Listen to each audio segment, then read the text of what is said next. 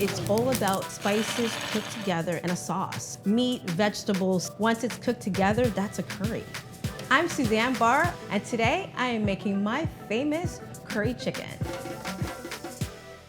Every curry is a little different, but today I'm making a traditional Jamaican curry spice, but I'm also gonna inject some East Indian flavors. So I've got a selection of beautiful spices. So we're gonna start with some fenugreek. We're gonna add that to a medium saucepan. This is some beautiful whole allspice berries, a mustard seed. We've got some black peppercorns. These are coriander seeds, and let's not forget about some cumin seeds. Then we've got our lonely little clove, just one because it's pretty intense.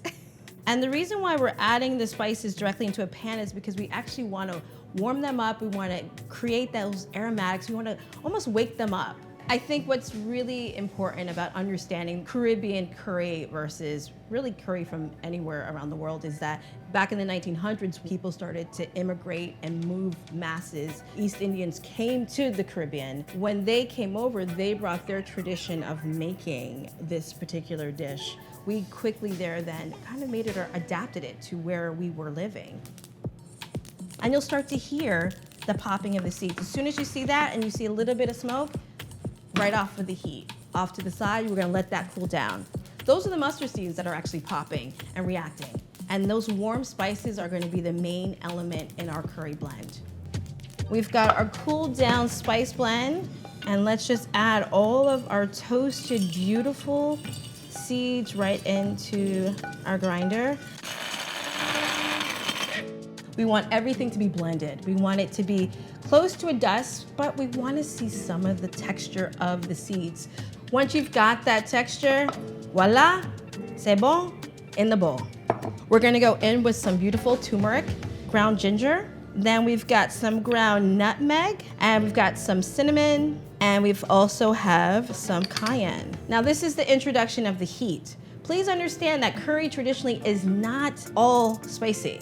Yes, you can buy a curry blend already done, but why when you can actually go through this process? Let us get this chicken marinated. We're gonna start with our onion. We're gonna dice this like a nice medium size that they can really break down because they're gonna cook with all of the curry spice, all of the other ingredients.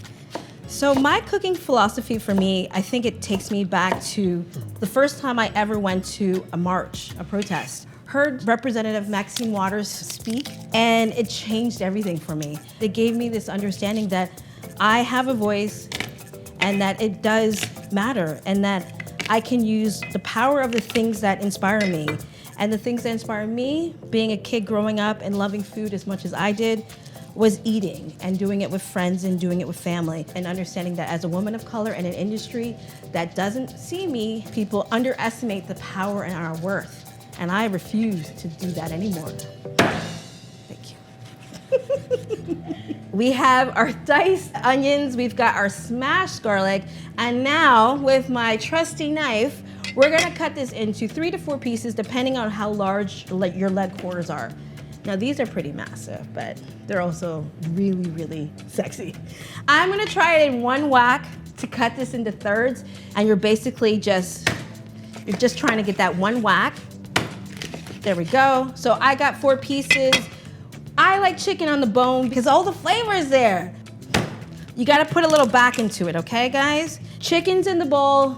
I know we have not added salt in our curry spice blend, so this is the introduction of salt in your recipes. You don't wanna make salty chicken, curry chicken. You just don't wanna do that. So let us use our salt moderately. We're just gonna do that. This is our 1/2 cup of our curry blend. Keep in mind, if you are wearing white, do not make curry because it will be everywhere, okay? And it stains. I'm mixing, make sure you give a little rub. You gotta give a little love to your chicken. Talk to your chicken, massage the chicken, let the chicken know that you appreciate the time together on this journey, and this meal is gonna be memorable. So as we're mixing, keep in mind we've got salt in there, so overnight or within 4 hours, we're gonna see some liquid at the bottom because the salt is pulling out that liquid, okay? We're going to cover this with a bit of plastic wrap, place this into your fridge, minimum 4 hours.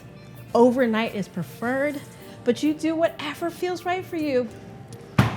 Make yourself a cocktail, make yourself a cup of tea, because all the magic is happening in the bowl.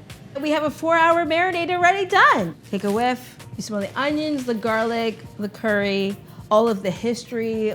Let us start the process of browning chicken. I've got the stovetop at a medium heat. You want to not have it smoking. You do not want it to be boiling your chicken. It's all about space. You know, like when you're thinking about on the dance floor, I need to bust a move, but everybody's in my space. So we don't want to take the dance floor space up for this chicken. We want to make sure there's space for every piece of chicken to get browned properly. So let's go in with a bit of canola oil. My first chef that I ever worked for, Chef Abdul, if you're out there, you'll be proud that I remembered this quote. Let food cook.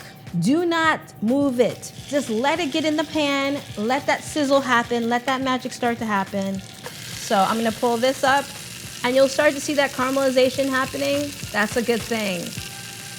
We are done browning. See all this beautiful bits right here? All of those flavors are gonna get released. And I'm gonna add a little bit of chicken stock right now.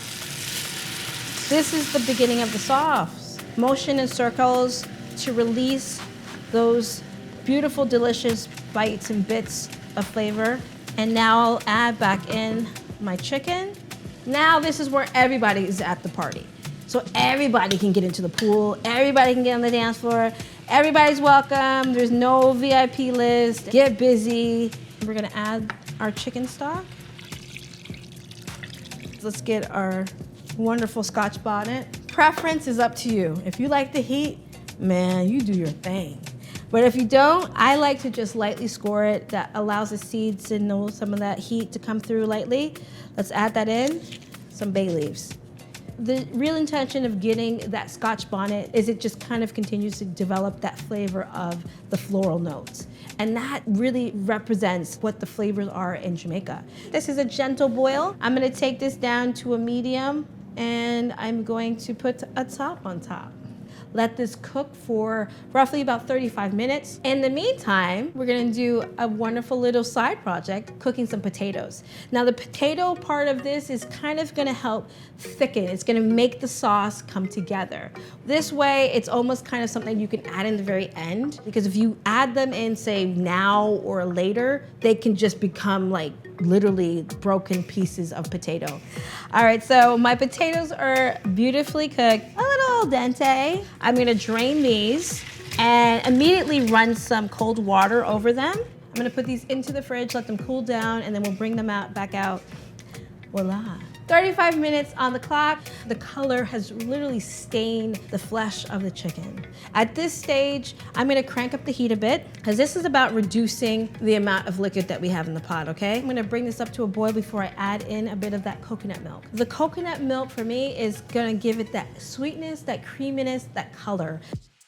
I'm going to remove my Scotch bonnet pepper right now. You could continue to let it cook down, but I just feel like whoever's gonna eat this might wanna like not burn their whole mouth off. So I'm just gonna be respectful of that. I'm gonna fish out my bay leaves. I'm gonna give this another 5 minutes or so. I'm adding my potatoes in, and over the next bit of time, it's gonna start to break down. It's starting to thicken up with those potatoes being introduced back in. So, hey, let's play. I think accompaniments to curry are the most important part of making curry what it is. I don't think you really can have curry without rice. Let's start with the thigh meat. Let's do a little bit of the leg.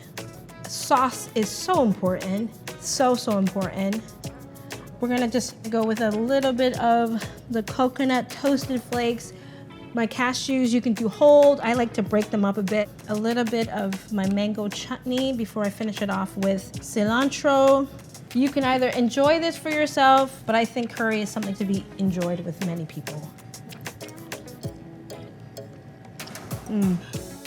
The sweetness of like the coconut milk with the coconut flakes really brings that coconut forward. The succulent meat. For this recipe, to make this Jamaican curry chicken, you can click the link below, or you can buy my book. Enjoy, y'all.